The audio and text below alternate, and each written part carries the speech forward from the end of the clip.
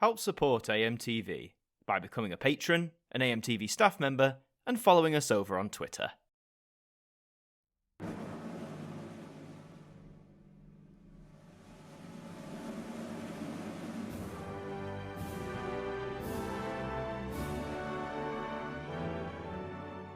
There are very few events that can bring the United Kingdom to a screeching halt, particularly these days, with how much access we have to the news and how desensitised we've become to truly horrific events. For anything to completely grab our attention and make people stop and reflect as a nation is becoming ever rarer.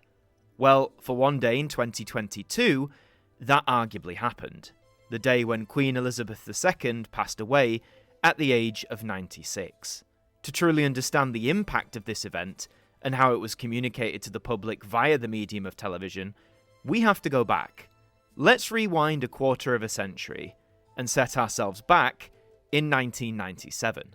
This is BBC One. We now return to this evening's film, Borsellino.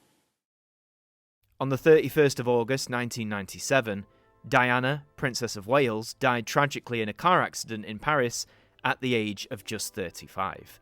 Whilst her relationship with the broader royal family had been strained, at best, in the years prior, she remained an ever-popular figure in the eyes of the public. And this popularity was taken to the absolute extreme by the eyes of the world media. Even in death, the paparazzi hadn't been all that far behind her. When the news first broke in the early hours of August the 31st, the BBC broke into their scheduled programming to inform the public of the crash. This is BBC One. We've interrupted our programmes for a news report. We now go over to Martyn Lewis in the news studio. We interrupt this film to tell you we are getting reports that Diana, Princess of Wales, has been badly injured in a car crash in France. But did right to keep details vague, as indeed anything concrete wouldn't emerge and become clear for a good few hours yet. Through those early morning hours, the BBC maintained a constant news coverage. 24-hour news was still arguably coming into its own in the UK, and Diana's death would form the basis of one of these first major rolling news stories. Finally, as dawn broke, the news millions did not want to hear was presented on this BBC News Bulletin. This is BBC Television from London. Normal programming has been suspended, and we now join Martyn Lewis in the news studio. This is BBC Television from London. Diana, Princess of Wales, has died after a car crash in Paris. The impact Diana's death had not just on the UK, but the world, was monumental. By the time her funeral followed a week later, the outpouring of grief was undeniable. Whether you loved her or couldn't care a damn, Britain arguably stopped to reflect in whatever way that they chose to. And that initial bulletin, delivered as professionally as possible by Martyn Lewis, remains one of those broadcasts that millions can recount seeing and recall where they were when they saw and heard the news. Such is the power of television, even in those tentative days between the winding down of analogue and the startup of digital. Now, let's fast forward a few years. The new millennium has arrived, and we find ourselves in the year 2002.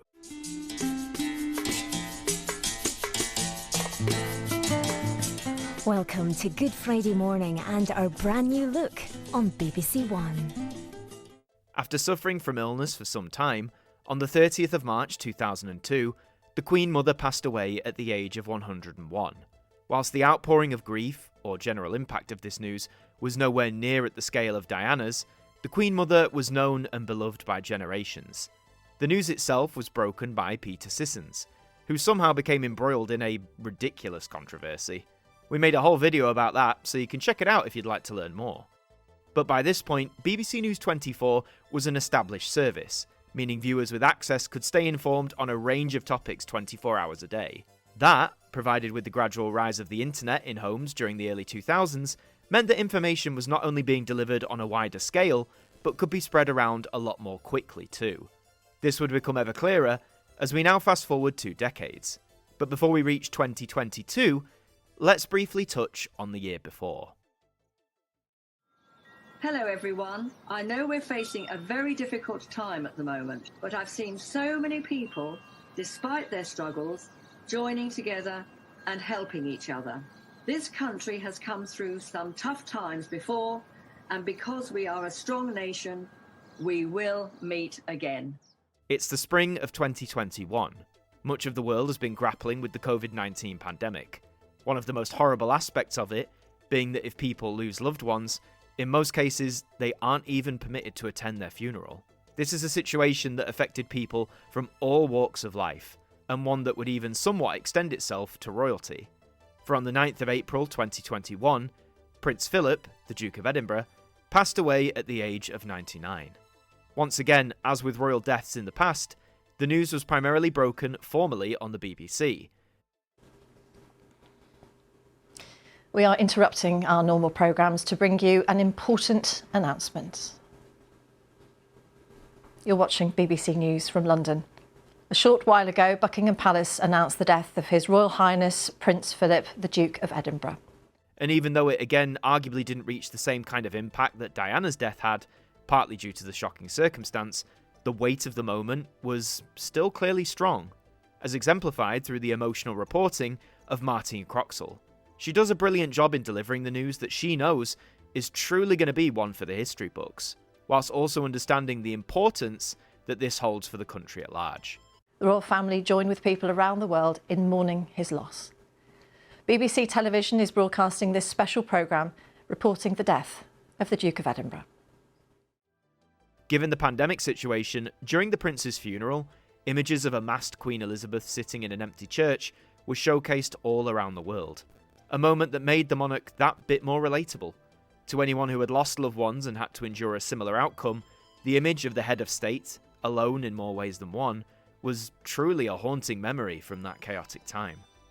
Little did any of us know that just shy of 18 months later, the pomp and ceremony would begin again, thus taking us to 2022. This is the moment.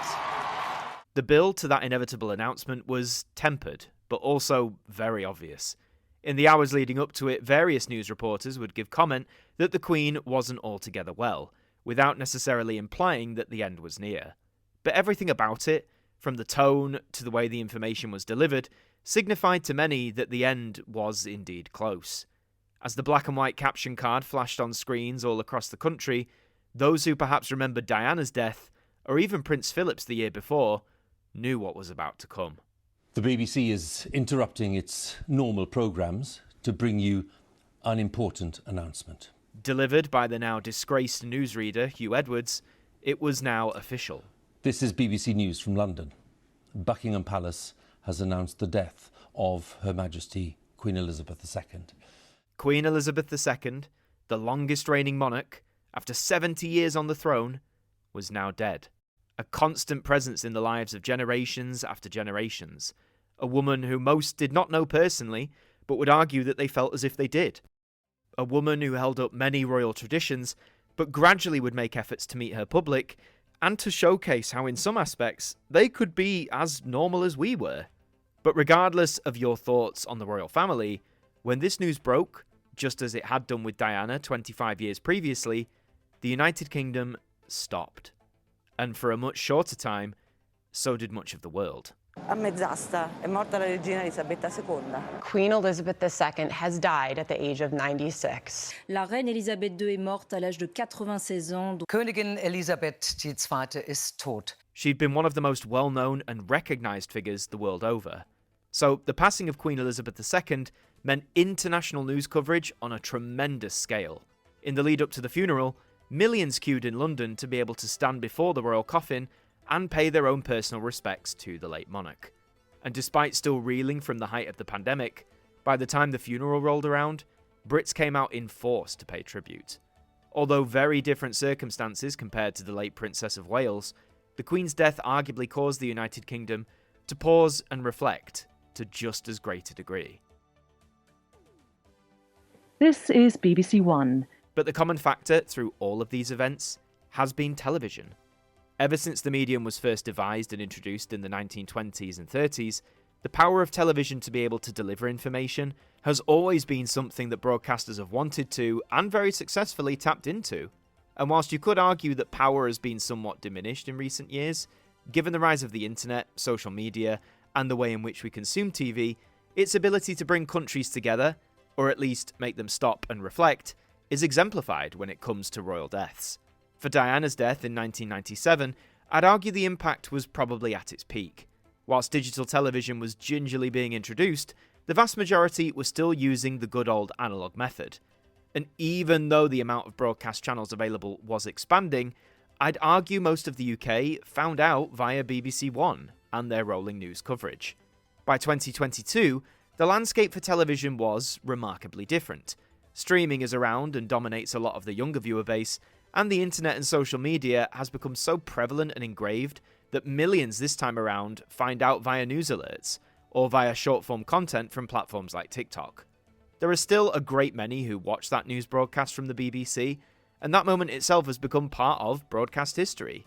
But despite television's diminished power, it still reflects that in those ever-rare moments, often in the face of tragedy or loss, particularly with something as culturally ingrained as the British royal family, that television can, and still does, exert a grip over us. That in those moments, we cannot ignore. BBC Television is broadcasting this special programme reporting the death of Her Majesty the Queen.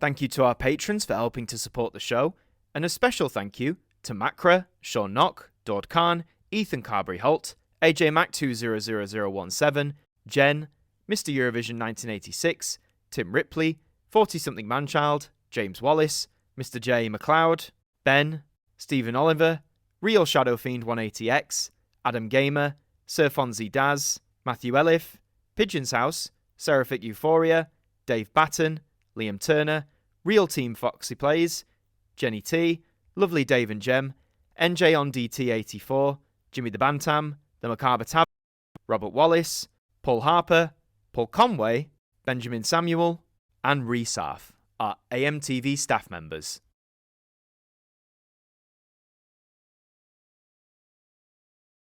Are you supposed to be looking as if you're enjoying it? Yes, definitely. We have been enjoying ourselves.